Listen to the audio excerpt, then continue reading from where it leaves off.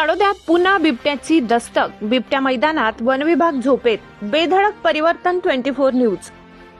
तळोदा परिसरात पुन्हा एकदा थरार. तब्बल 3 ते 4 महिन्याच्या शांततेनंतर पुन्हा दिसला बिबट्याचा मुक्त संचार.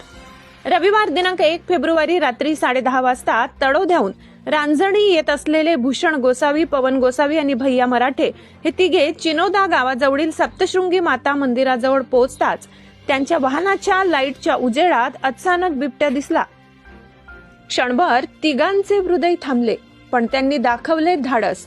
मोबाईल कॅमेरा टिपला हा बिबट्याचा थरारक व्हिडिओ आणि त्यांनी जागरूकता दाखवत परिवर्तन 24 न्यूजला मोबाईलने व्हिडिओ शेअर करत थरार सांगितला. ऊस तोड हंगाम सुरू झाल्यापासून बिबटे आडोशाला गेले होते. मागच्या आठवड्यात मोड शिवारात एका बिबट्याचा मृत्यू झाल्याची घटना उघडकीस आली होती आणि आज पुन्हा दिसला हा बिबट्या. म्हणजे जंगलातील शांतता भंगली आहे हे नक्की. पंचक्रोशीत आता भीतीचे वातावरण पसरले. बिबट्या परतला म्हणजे संघर्ष परतणार का?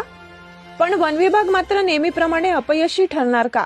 नागरिकांचा सवाल. आणखी किती जीव गेल्यावर विभाग जागा होणार? बेधडक परिवर्तन 24 न्यूजचा स्पष्ट सवाल. बिबट्या पुन्हा मैदानात आलाय.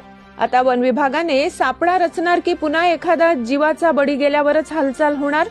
मानवी जीव वाचवण्यासाठी